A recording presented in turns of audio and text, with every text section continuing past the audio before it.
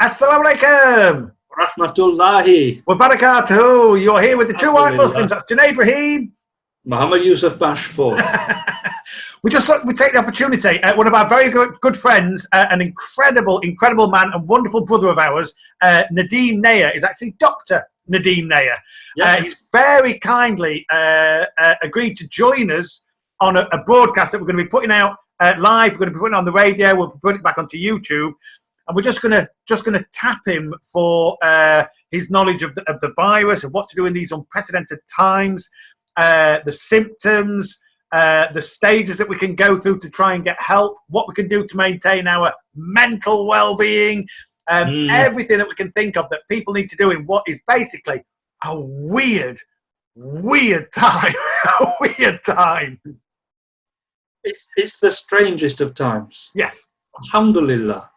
But you know, I'm quite getting used to this. Yes. I'm quite getting used to being locked in. Yep. I actually went out and did some shopping yesterday and felt uncomfortable being outside. Oh, I went out a few days ago. It was like the day of the Triffids. Yeah, it was all quiet. Weird, yeah, and people were looking at me like, I know nobody's talking to each other. Nobody's talking. Now, the flip side to that, my wife's working from home. I'm working from home. The kids are all off school. They're doing their studies at home. So it's actually been quite nice. Yeah, if I'm honest. I know it's a horrible situation. It's unprecedented times, but alhamdulillah, if we look at the blessings that Allah's given us, I'm spending time with my family that I wouldn't normally have the opportunity to do because you and I are all over the place. There are too many people with too many doubts and too many negatives. Yeah. What we need to do is look at the positives. Yes. You know, alhamdulillah, we're all in good health so far, inshallah. Yep. We've all got homes, we've got food in the fridge, we've got etc. etc. Count your blessings. Yes. So instead of focusing on the negative side of all of this, focus on the positive in that I need time at home. Yes. Time at home that I haven't had for some years. Absolutely. You know, I absolutely need it. Now I've got a call coming through, and I know exactly who that's going to be. Oh, so brilliant. maybe we ought to just we'll take a very quick break. Take a break. After this, we'll have Dr. Nadim Nayyar and lots of information to help you through these challenging times. Inshallah. Inshallah. Assalamu alaikum. Wa rahmatullahi. Wa barakatuhu. Alhamdulillah. You're here with myself, Junaid Rahim. My name is Muhammad Yusuf Bashford, and we are joined by Nadim Nayyar. Dr. Nadim Nayyar. Assalamu alaikum to everybody watching, listening, or just tuning in. So, we thought we'd get together. We thought we'd invite you across, Nadim, because you've called yourself Nadim Nayyar, but we know you as Dr. Nadim Nayyar. Officially. Yes, and given the current situation, we thought it was quite appropriate to bring you on and just have a little discussion with regards to everything that's happening. Now, as Brother Yusuf said yesterday, you're a GP. Now, we generally mean that's great person. Oh, you're too kind. Look, these cans are making my head big enough as it is. The screen only goes up to about here. Any bigger, and you'll completely lose me. So a general practitioner in what is it, West Yorkshire? It is indeed. The west of Yorkshire. Very, very good, very good. So yes, given all the trials and tribulations, we thought, thank you very much indeed for joining us. We thought we'd tap your expertise and just have a bit of a discussion about these as we keep being told, unprecedented times we find ourselves in. You know, I understand that there's a bit of a bug going round. Yes. Really, really, really small. It is very. That's what I thought. It's tiny. Yeah. You can't even see it. And yet, subhanallah, it is causing such a huge problem. Wow, mayhem. It is. It's mayhem. I went to Sainsbury's yesterday, and you talk about it being really, really, really tiny. I was expecting this big thing with sticks and coronas coming off it, just like running down the aisle to get me.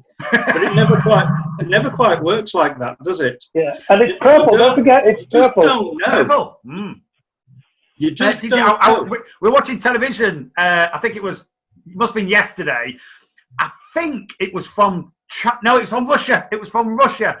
We're watching the thing, and it was just examining Russian television and how they might be minimising the seriousness of this. So they had a woman interviewing somebody, and he was telling them all about the coronavirus, but he was dressed as the coronavirus with his head with things sticking off it. So it was like this woman speaking to a cartoon character. It's like, this is. I think they might. They're not quite getting it. They're not, just fully appreciate the seriousness of what. Just one day, if you went into surgery dressed like that. And I'll say, yeah, we've stepped up the old full PPE.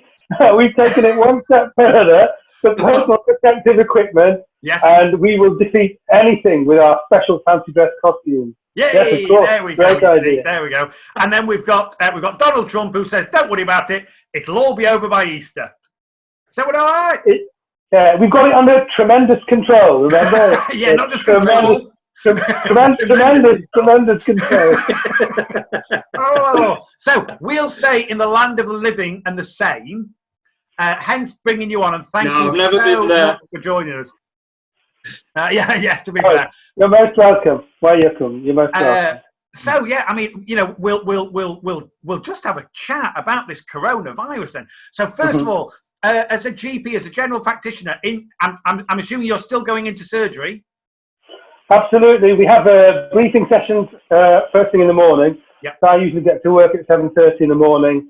So we update everybody because they're absolutely bombarded by literature, by updates, and stuff that you guys don't yet know that we have to process and package up to make it easier even for our colleagues to understand. Let's be honest, there's so much of it. Yes. And so that we're all ready to go, both the doctors and the reception staff and the nursing team, the whole lot. So everybody's ready to go, and so everybody's on the same page. And that's happening right across the Wakefield area, which is where I work. You're talking 38 practices. Wow. Mm-hmm.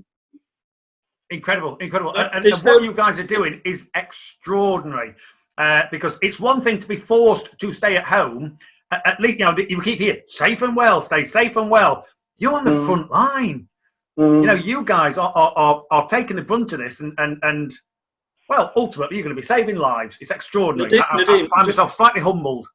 Just tell me, just in a few sentences, how do you actually feel when you walk into work?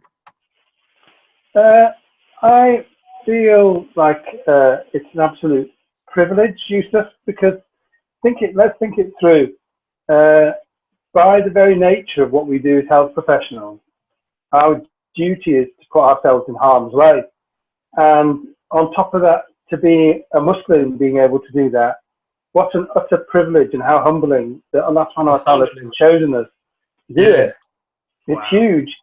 Look, I'm human, and I would be lying if I said to you that there isn't a little bit of fear, a bit of hope. But that's it's good for you. It's healthy, and this is all about tawakkul.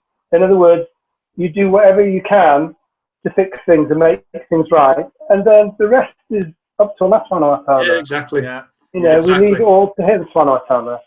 So yeah, of course, nervous and anxious, and but only a little bit, because the important thing here is, Prophet sallallahu alaihi wasallam was the best of leaders, and we're taught that we have to lead by example. And so, if I go in there all gung ho,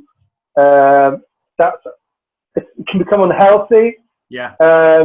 I have to be realistic, but at the same time, I have to give the team that works with me enough confidence to know that, inshallah, we'll get through this. We'll get through this. We all stick together. We'll get through this. Inshallah. As I heard somebody quote recently, this too shall pass. Which is true and kind of cool. But it's amazing. No, I mean, you're at work, you're on the front line, you're seeing people on a daily basis, and you're helping. I've painted my kitchen. So, I've cleared my garage. I can actually walk into my garage now and use the gym. I'm going So we all have our crosses. That's all I'm saying. We all have our crosses there. No, incredible. So if it's okay, we'll just take a very, very, very quick break. Allow people just to digest exactly what's going to be happening. We'll take a quick break and we'll be back after this, inshallah. Assalamu alaikum. Wa rahmatullahi. Wa barakatuhu. Yay! And we're back. So you're here with Junaid Rahim. Muhammad Yusuf Bashforth. And Dr. Nadim Nayyar. Fantastic. And we were saying before the break, obviously, in these extraordinary times, thank you very much indeed for joining us, Doctor, to discuss the coronavirus. You're most welcome. We said we'd get some detail on this section. I'm going to start because I have no problem making myself look really stupid. So I'm going to ask a question that's been kind of plaguing me for the past week, which is, why is it called coronavirus? Where's the name come from? Okay, so it's called the coronavirus because it's named after a fizzy orange-flavoured drink that was out in the 1970s and the 1980s. And not a lot of people know that. Not a lot of people know that. Well, I'm glad that Pepsi virus passed us by. Yeah, I know. Well, I'm not looking forward to 7-Up. Yeah, absolutely. Stop gassing. Anyway, I'll tell you the truth. Yes. Okay, there are a number of viruses called the coronaviruses. It's not just COVID-19. Okay. COVID-19 is one of several coronaviruses. Even some serious viruses out there that we've heard about in the past, like MERS, Middle Eastern Respiratory Syndrome. Yeah. They're a family of viruses, and they're called coronaviruses because they've got a fatty layer around them with little blobs on them that are shaped like crowns. Little blobs shaped. Well, no, it's not called a Yusuf virus, I'm afraid. 95. They've got little blobs on them. I've got a fatty coating around me. He has. That's just called obesity, Yusuf. Yes. Oh, and so the little things look like crowns then? Yes, so the little blobs that are on the outside there of the virus, they look like crowns, hence the word corona. Wow. And contrary to popular belief, absolutely nothing to do with a fizzy, sticky, orange-flavoured drink from the 1970s. Yes. Although there's plenty of people saying, that, and assuming that's where it came from. And I think there's a manufacturer of lager that's struggling at this moment in time as well. So, their shares have plummeted. Yeah, every cloud. So we have this coronavirus. It's joined us. We're now on full lockdown, with the exception of people like yourself who are our key workers on the front line, doing all they can to keep us safe and well. So, what's been the response, kind of in surgery? The surgery is a really unusual place to work right now, Junaid. Over the course of the last 2 weeks, life has been turned upside down. The footfall is minimal, almost down to zero. We have an isolation room where we will examine those patients who are COVID suspects, 50-50 cases. Wow. We're doing our best not to. And the plan is, because the number of cases are about to pick up, I'm afraid, that we're creating hot sites or hot centres, which is surgeries that will just see COVID suspects. And so we're working right the way across the district. So everybody's working together, almost like one huge general practice. It's quite amazing. And so the phone calls, we're on the phone most of the day. We're trying to sort things out over the phone and by video consultations, things that were almost unheard of, really, techniques of consultation. In fact, you say every cloud. Right, so I need to put this in a really nice and healthy way. The NHS, trying to implement things like this, there is so much red tape, data protection, confidentiality, and trying to implement video consultations and something called a total triage system where you triage every call that comes in. Yes. And lots of other things would have taken a couple of years, and we've done it within a couple of weeks. Wow. Alhamdulillah. And trying to get practices to work together, again, this would have taken years, and we've done it in a couple of weeks.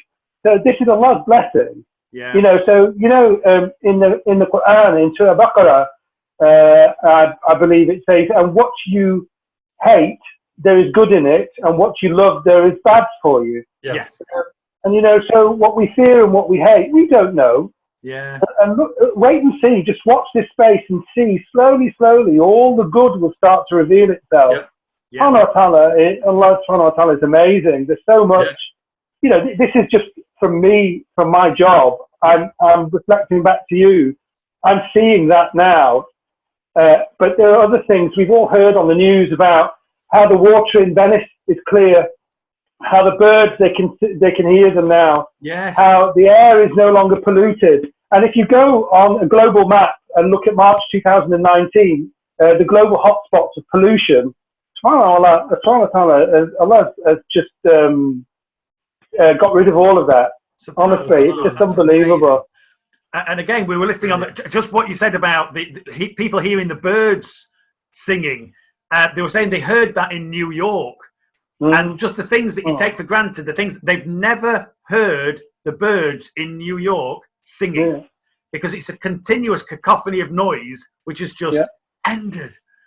But you know, bringing it back to what I do for a living and how people deal with things. Yes. People are having to use that most precious commodity that we all have, which is time. Yeah. They're having to use time as a tool to see if their problems will resolve. Yeah. Instead of rushing to see their doctor to fix something that they've only had symptoms for a day or so. You know, use time as a tool. You'd be surprised at what a difference time can make and how things can just go away. Yeah. And speak to us on the phone and have video consults with us and save yourselves coming in. Yeah. And it really does work. Obviously, there are things that we can only fix face to face. And that's when we really are at the front line, because think about it, many people are asymptomatic with coronavirus. Yeah. And the logic behind this is keep the NHS staff healthy and protected so that we can carry on looking after all of you. Yeah. And so if we see somebody for, let's say, something completely separate, I'm going to give you an example. Somebody says to me, I've got that swollen knee again. And I think, right, okay, I've assessed it over the phone and from video, and I really, really need to see your knee. I've got no choice but to bring you in. Yeah. I'll still have to gown up and suit up in my gloves, in my gown, and my apron and my mask, because I still have to protect myself. And my worry, of course, is making that balanced decision between me, not just putting me at risk, but putting them at risk by bringing them in. Yeah, extraordinary. So if it needs to be done, it needs to be done. Yeah. But, you know, my colleagues in the hospitals are at greatest risk at the moment. Yeah. Okay, so whilst it's been really emotional listening to everybody clapping on Thursday night at 8 p.m, saying thank you to the NHS, I have to think about my brothers and sisters, both Muslim and non-Muslim, in the NHS, who are in the hospitals, who are placing themselves at risk. But there is more to come, I'm afraid, because there is a spike. We're seeing it in all the graphs. There is a spike. And it's what we call a viral load that is coming, where there's a sudden increase in incidence of coronavirus infection, not just mild, but moderate symptoms. And those are the people that we're going to have to look after in the community, in general practice, because the hospitals won't be able to cope. Wow. And also, they're going to be discharging people who've had the infection or who are found to be positive. Yeah. They're going to be discharging them early from the hospitals, again, for us to look after. But we get that, you know, we put ourselves in harm's way. That is what we do for a living. Yeah. And, you know, as Muslims, that's what we're supposed to do. Very true. Look after Nas, look after our fellow man, Muslim and non-Muslim. Yeah. Yeah. So It's at times like this. It's at times like this where you look at what being neighbourly is. Yeah, and being neighbourly is that you know your neighbours 40 doors either side and 40 doors front and back. You know, so that's an entire community. So it's our responsibility as Muslims to look after the community, not just ourselves and our families. Yeah. So if somebody's genuinely needy and genuinely asking for help, I'll still go and help them. Is that a wise decision for me to take? What do you think, Nadim? Helping your neighbours I think you have to make a balanced decision and how you approach them, and don't break any practices of social distancing. Yeah. So don't let fear put you off. Mm-hmm. Be sensible. Think about your own risk. Mm-hmm. Do what you can without placing yourself at risk. It's a balanced decision, but whatever you do, don't decide that you're going to be extra cautious and stay at home and that person's going to be okay. Because that's not tawakkul, Chef. That's not tawakkul. I couldn't do that. I'm not made like that, Yeah, I know you. I know you're not, but you make a balanced decision and see how far you're prepared to take that risk. But you've also got to remember it's not the risk to you, it's what risk you are placing them at. Okay. Very, very good point. So you can do things electronically, you can post things through the letterbox messages, get them to call, we can talk through the window at a distance, just find out if they need anything. As the weather picks up, they might be in the garden because they're allowed in the garden. Yeah. And I had a conversation with one of my neighbours just the other day, whom I'd never met her before. And she was in her garden. A lady over the age of 70, dare I say, without making too much of a judgment. In fact, I asked her while she was in her garden some 3 meters away, I said, if you don't mind me, I promise I'm not being rude to you, but may I just check, do you belong to the community that will have to stay indoors for 12 weeks? I thought I got around it that way. And then she said, clear off, how dare you, I'm only 55. No. Yeah. And it's about the hard life, love. Yeah, your good lady's saying, look, you can't ask that. You can't ask a woman her age. That's rude. Anyway, what do you weigh? So we got around that, and she said, yes, I am. And I said, right, look, we've never met before. This is my name. My family lives down the road. We'll let you have our number, and if there's anything that you need, don't ask me, ask the guy next door, because he's more likely to help you out. I'll give you his number. Seriously, let's come back to this virus, right? Because my understanding is that... Can we just take a very, very, very quick break? Yeah. And then because I want to discuss the virus. We'll do that right after this. Assalamu alaikum. Wa rahmatullahi wa barakatuh. Hey, you're back with Junaid Rahim, Muhammad Yusuf Bashforth, and Dr. Nadim Nayyar. Fantastic. And once again, Nadim, thank you so much for joining us. I know how busy you are and the work and effort that you're putting in at this moment. For you to take time out just to kind of help us all is tremendous. So thank you very much indeed. But just before the break, Yusuf, you were going to ask a question. I was. Okay, so this virus then, it's not flu. It's kind of flu and then some, isn't it? And it causes major respiratory problems in certain vulnerable people. But it seems almost indiscriminate here.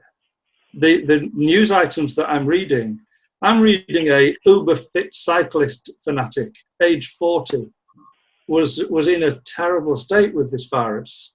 And I'm hearing that elderly people, they got it and it went without any concerns whatsoever. So why is it affecting some people more than others? Okay, so I'm going to give you the scientific answer, and then I'm going to give you the answer as a Muslim, if I may. Yeah. I already know that one. So the scientific answer is, we will always be told that it is more likely to affect vulnerable groups. Yeah. It is more likely to affect people who have existing health problems, COPD, asthma, heart failure, people over the age of 70, people who suffer from diabetes with complications, people who've had what we call solid organ transplant, people who've got a weakened immune system, people who are having chemotherapy with cancer, and there are a number of other conditions, but those are the top of the list. But remember those words, it is more likely to affect those people. That means it's not impossible that somebody who's a young, fit adult can't get it. Okay, and it's also not impossible that somebody who is elderly and high risk can't be asymptomatic or have a very mild symptoms. Yeah. But scientifically, it is more likely that if you are in that vulnerable group, you are more likely to feel the impact of this illness. I have spoken to friends and colleagues on the phone or on web link, video link, or by however means we can communicate these days, and had a variety of responses from people whom I know have got existing problems. These are doctors, by the way, who've got existing problems, who've had mild, if any, symptoms at all, but they've been positive. Excuse me. And also people whom I thought were young and fit, and certainly far fitter than me, who've been absolutely flattened by it for 7 days, have taken to their rooms. So that's a scientific answer. And now I'll give you the answer as a Muslim. Yay. We are all in Allah's hands. Yeah. He is the creator. Yeah. He will choose who suffers and who doesn't suffer. And we must remember this. Absolutely. So we are in his hands, subhanahu wa ta'ala, and therefore it's his choice. But we must remember this. If Allah subhanahu wa ta'ala decides that we're to have this illness, and may Allah protect us all, but if Allah subhanahu wa ta'ala decides that we're to suffer from this illness, for every second that we suffer, remember Allah is taking away some of our sins. Yeah. And that's invaluable. And for those of us who don't suffer, please don't think that you've missed the boat and you're stacking up your black pile of sins. How dare you? I've been stacking up sins especially for this. Exactly. Like I say, I'm thinking I need to be very ill. Nadim, just a bit of clarity on this as well. Back to science, okay? Of course. So my understanding about the seasonal flu that we get every year, that the season is kind of October to March. Mm-hmm. So we're now at the end of seasonal flu, aren't we? Mm-hmm. So is it the case then that if you get these symptoms, it's likely that you've got it? That's another terrific question. Certainly flu behaves in a certain way, and we've got a lot of knowledge about it, and it's been tracked and it's been studied for years and years. And you're quite right, February, March time, flu season starts to die down. If you have symptoms, I would be very careful about saying it is likely that you've got it. Your symptoms need to fit in with the definition of coronavirus symptoms, really. Okay. And the definition is changing all the time. But my understanding there, Nadim, is temperature 38 plus and a persistent dry cough. Is that still pretty much it? Okay, so again, we are seeing something that is, again, not in our hands, is that even the symptom picture is changing too. So just to be precise, if I may correct you, Yusuf, please. Because you haven't got a clue what you're talking about. You see, when he says it, you believe him. You don't believe him when I tell him. He sounds quite convincing, really, doesn't he? Next he's going to be telling us that bacon's halal. I make my livelihood on convincing people of things. Go on, tell us bacon's halal, Yusuf. Go on, tell us. I'm telling you, bacon actually is. Because bacon is simply a cut of meat. We had bacon in Mecca, if you remember. It was called turkey bacon. Turkey bacon, alhamdulillah. Oh, he's amazing, isn't he? He really just battered that one off. Okay. Can I just... You were going to correct him. Oh, well, I'm going to correct him. It's a temperature of 37.8 or more. Okay, that's really important. Okay, because we used to call the temperature of 37.8 a low-grade fever. Okay, and even as medics, we used to say, well, if it's 38 or more, then that's a big deal. And that was for any sort of infective illness, viral illness or so. But it's 37.8. And the other symptoms are a new continuous cough. It's usually dry, but some people have reported that it's been a bit productive. In other words, they've coughed up a little bit of phlegm. Now, there are some new developing symptoms over the course of the last 2 weeks that a number of people are reporting. Something called anosmia, which is a loss of smell, sense of smell, and also loss of taste or a metallic taste. So these are two new symptoms, okay? Wow. So it can be all of them together, but the important thing is, if you feel a little bit achy, a few muscle aches and pains, and you check your temperature and it's 37.8 or more, then that's it. You need to self-isolate for 7 days. Wow. Because you need to sit back, you need to literally sit back and see what you develop. Yeah. Okay. So if you develop a cold, a stuffy nose, you've not got a temperature and you haven't got a cough, then that doesn't quite fall into the definition. You should still be sensible about not passing infection like you should be at any other time, but you need to see how things go. So not all that sneezes and sniffles is coronavirus, okay, but many things are. Okay. Right. So I hope that helps. Yeah. It helps enormously, and thank you for that. Now, just and again for clarity, at what stage, if you have a high temperature, fever, you've got a dry cough, you can't even taste gorilla, if you're in that position,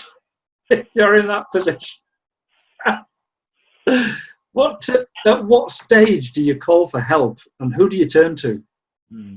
Okay.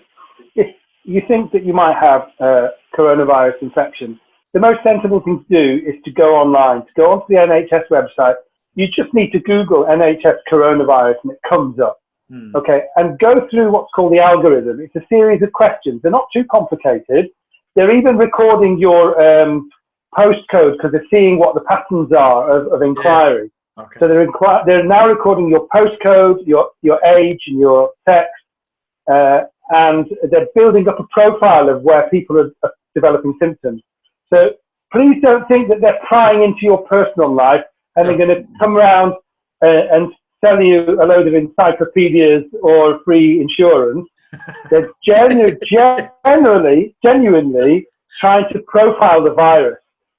Go through the questions and it will give you guidance as to what you should do next. And if you've got mild symptoms, they'll actually say, right, self-isolate for 7 days. If they're not sure, they will ask you to call the NHS 111 line. At the end of that process, if NHS 111 are satisfied that you are not suffering from the symptoms, based on a scientific model and again, an algorithm, which is a series of questions, they will give you appropriate advice, or at the end of that process, they may well say, we think you need to speak to your GP. And that's absolutely fine, because if they think that they're listening to somebody who's describing a 50-50 case, let's say it's somebody with asthma who's had a chest infection before, somebody with COPD who's had a chest infection before, then they'll say, look, speak to your GP. We'll have that conversation. We'll assess them over the phone. We'll use video consultations to assist us. And they may well say, look, doc, I've got exactly the same symptoms that I had last year, exactly the same, and I know what works last year. And so we'll make a clinical decision as to whether it's appropriate, indeed, to prescribe based on what they've said, because that's a completely reasonable and safe clinical approach. Or indeed, if we think, hang on a second, I need to do a little bit more here. I need to check the pulse and their oxygen levels and things like that. And I need to set up a face-to-face. And that's when things start to get a little bit serious, because you're then weighing up, am I prepared to put you at risk, bearing in mind you've got an existing problem? Can I put you at risk by asking you to come to the clinic? Can I put me and the staff at risk? But it's a balanced decision, and those are the sorts of things that we're prepared to take to assess our patients, because every now and then, one of those patients might well have features that make us think, actually, this could indeed be coronavirus and we need to speak to the hospital. Or indeed, we can give them and us the reassurance that actually, it's quite mild, we can let you go home, this is what you need to do. Or, it's not that at all. Of course, we can prescribe, or of course, we can manage your problem appropriately based on what we've done in the past. Wow. Alhamdulillah, incredible. I tell you, interestingly, rather you than me, honestly, but interestingly, making those decisions. The first port of call is online. I assumed it would be the 111 service. So the first port of call is to go online. Yes. Then to progress, if need be, to the 111 service. Yes. Might lead to a GP surgery and onwards, but not to go straight to the GP. Correct. Brilliant. I think we should take a bit of a break at that. Yeah, I'm going to say, I think we'll take a very, very quick break, and then maybe we'll just consider what people can do whilst they are self-isolating, whilst they found themselves with all this time. What can they do? But we'll talk about that after this. Assalamu alaikum. Wa rahmatullahi.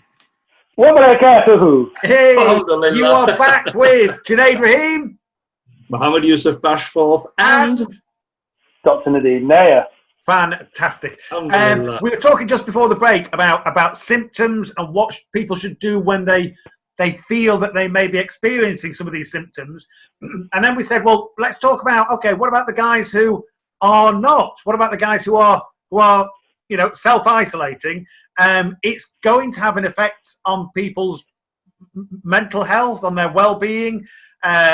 What can they do whilst they're on lockdown? What can they do whilst they're on lockdown just to help with their physical health, their mental health, just to keep them going? Because it's a weird situation that we find ourselves in. You see, I determined on day 2 that death by coronavirus might be mildly more amusing than sitting at home with Mrs. and daughter twiddling their thumbs. So they'll not listen to this. They'll not watch this rubbish. Don't you worry about it. I'm safe. But there will be a lot of people who are. It's a bit of a challenge. Parents are becoming head teachers. Kids are becoming prisoners. It's a weird situation that we find ourselves in. I would suggest that we've got to look at this as a glass half full approach, honestly, Junaid, because now more than ever, we're going to have to sit with our families and spend time with our families. So let's talk about a couple of different situations. The person who's self-isolating and they're in the household with others.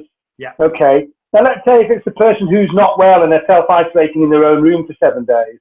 Now that really is an environment that's going to give you cabin fever potentially. Yeah. Right, with all the other fevers that you might get. So make sure you've got all your gadgets in your room that you might need, but maybe gadgets aren't the way. Maybe you need some literature, some books to read. I think that's something to think about. Yeah. Look out of the window and reflect upon life. If you're a Muslim, look out of the window and make tafakkur.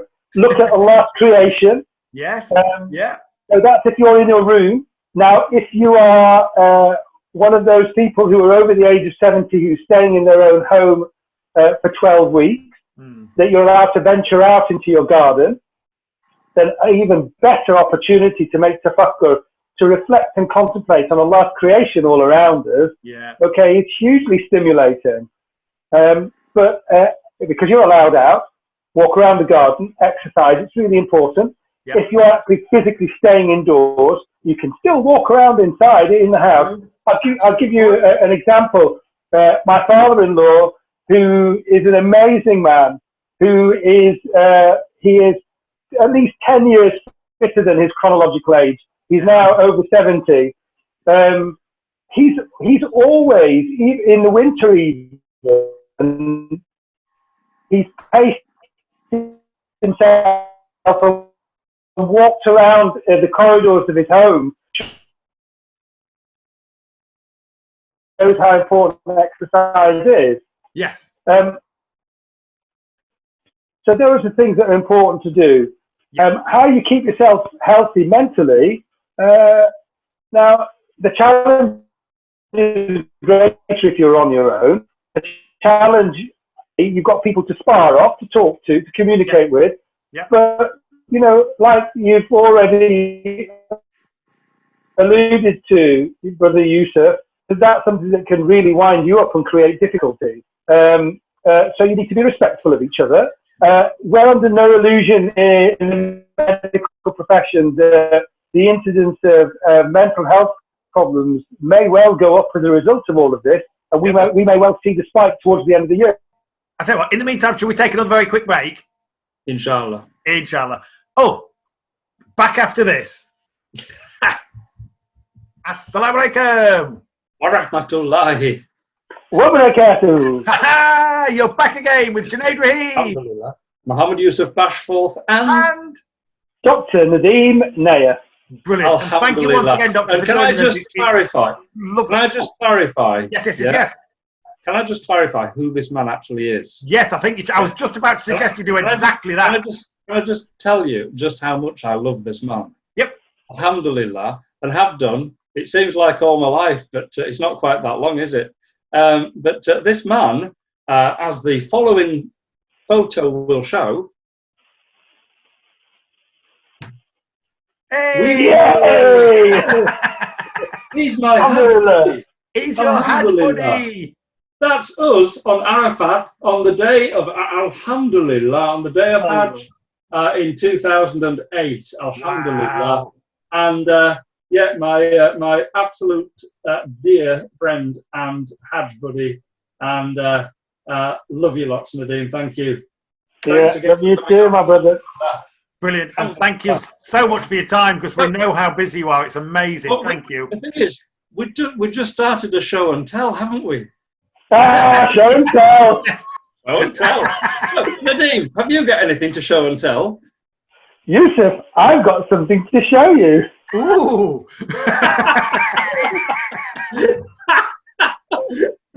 Now, normally when people walk into your surgery and say that to you, I'm going to say like, oh, yes. No. And now they're doing it by camera. Doctor, I've got this thing on me. I tell you guys, you wouldn't believe where I've had people sticking their mobile phone cameras over the last 2 weeks. Honestly. Wow. Move it closer. No, move it away. I can't work out which part of your body it is. Is there supposed to be Move two it of them? away. No, don't put it there. Oh, it's your elbow. Oh, it's your elbow. Make sure you wash your phone now. Wash your phone. Wash your phone. Decontaminate. So, show and tell, Alhamdulillah. So, can I show you something, Brother Yusuf? Yes, you can. Yes, please. It's just to remind you all, stop hoarding this stuff for a start. Okay. It'll be a toilet roll. It might just be all I got left. Yes, it's become Okay. currency now. And look, hardly any soap left. Hardly Yes. any. Okay. You know, I But thought listen. that was full. I was going to say, where did you get that from? No. So I just filled it with water just to kid myself that it was full, but it's not. Okay. So, but we all know as Muslims, don't we, that if you don't have this, you can use this. Exactly. Alhamdulillah. No, How Nadim, there's no amazing time. is There's no Allah? time for tea. There's no time for tea. Put that down now. but there are more modern versions of this. Yeah. Because if you're worried in the workplace that somebody might find out and you're embarrassed, you could use this. Yes. And tell them you're doing a bit of baking. Excuse me, I'm just gonna go and do a bit of baking. Toilet baking. Alhamdulillah. Or if that doesn't work and they don't fall for that one, maybe you're watering the plant. But if you want to go for the full Monty, the full PPE, the full PPE version of this Stinger, you can really bring the house down. Yes! Guaranteed to keep you clean and ready for Salah. Alhamdulillah. That'll do it. That'll do it. Fantastic. Okay, guaranteed. No problem. Guaranteed. Clean as a whistle. Oh, brilliant. Nadim, Brilliant. for all of our non-Muslim friends then, where would you stick that? You would stick that next to the toilet, of course, when you finish. God! Good answer. Oh, brilliant. Alhamdulillah. Brilliant. Oh, fantastic. Important. On a more serious note. Serious note. Yes. Hoarding, buying your supplies in, SubhanAllah, this is not permitted in Islam. No, This is not permitted in Islamic. Islam at all. You're supposed to be generous and give to others and save for others, aren't we?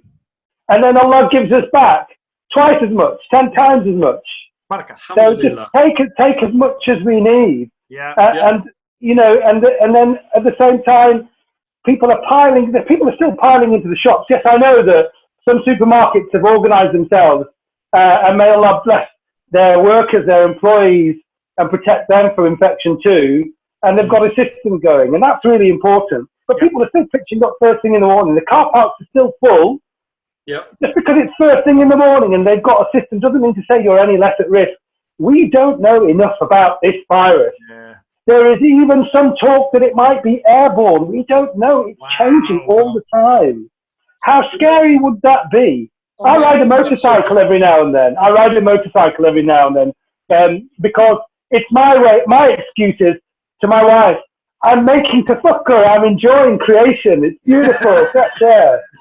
Okay. In reality, I'm just having a great time on TV. Yeah. I've seen you on it.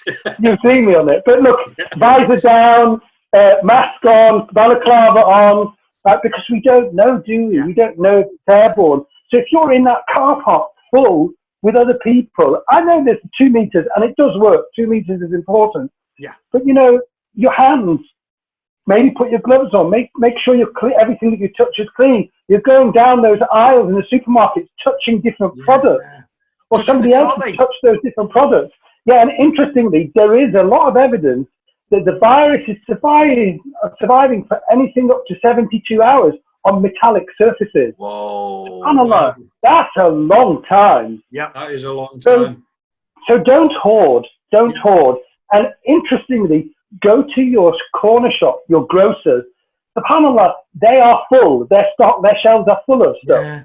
Go and spend some money there and just buy what you need. Just buy what you need. Yeah. There'll always be more. I went to a supermarket the other night. It was late. It was something like 8, 9 o'clock. And I strolled in and I said, is there no queue? He said, no, it's really quiet now. And SubhanAllah, the shelves were full because they clearly have 2 deliveries a day. Yes, you can get your fresh produce later on in the day. Yeah. Just be sensible. Yeah. You know, none of this. Come on. Come on. Oh, dear. And look, and there's none of this, but there's loads of shower gel, and isn't it exactly the same thing, just more expensive? Yes. Extraordinary. Now, this virus has a coating that's essentially a type of fat. And fat dissolves when you put soap on it. Is that why we're being told to wash our hands so frequently? Yeah, soaps are esters, or they break up fatty particles, like you say. And I understand what you're saying. I wouldn't go into it so deeply, so scientifically.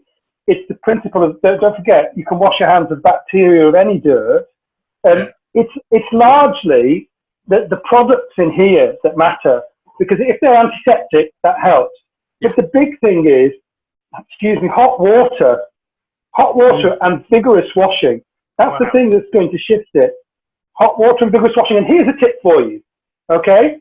So here's a tip for all my Muslim brothers and sisters out there. So what are we told to do? Wash our hands for 20 seconds and say happy birthday twice. Now, there are some differences of opinion about celebrating birthdays, and we know some schools of thought think it's bid'ah, okay, and other schools of thought think it isn't. So why don't you do this? Why don't you recite Al-Fatiha whilst you're washing your hands and get reward?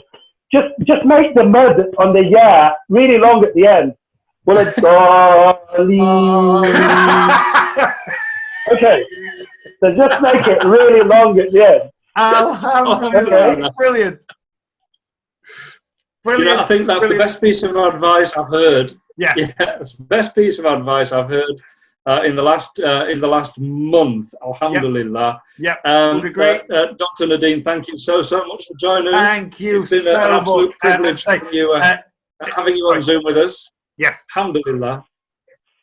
So, it's been an absolute pleasure and an honour to share anything with you. if people have learned from this, alhamdulillah. Inshallah. If anybody has any concerns about anything that I've said, they're most welcome to speak to you or contact you afterwards. And by all means, get in touch with me, and I can put things, I can fix things or help advise people if they need it. Yeah, my standard Thank you disclaimer. very, very much indeed. And stay safe, stay well. And this is... Sorry, I was just going to talk about my standard disclaimer. Sorry, but yeah, my screen went funny then. I apologise.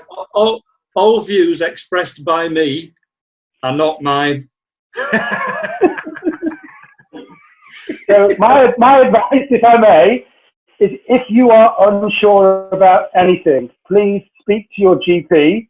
Mm-hmm. But first, if you have any symptoms that you think might be coronavirus, please go on the website and look them up and go through the algorithm. The algorithm is a series of questions that are evidence-based by scientists, and that's the best way forward. Please.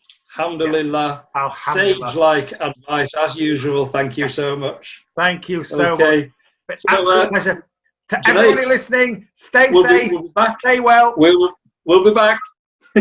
Inshallah, we'll be back with another hour of this. Of this tomorrow, inshallah. We'll keep it. Assalamu alaikum wa alaikum assalam. Wa rahmatullahi wa barakatuh. So we really hope you enjoyed that. For the 21 video series, everything you ever wanted to know about Islam and the Muslim culture, but couldn't be bothered to ask, click the link in the top right of the screen. Also, please subscribe by clicking the red button below if you haven't already done so. We want to reach as many people as we possibly can. Thank you once again for your support, and we'll see you in the next video. Assalamu alaikum wa rahmatullahi wa barakatuh. barakatuh. Bismillah.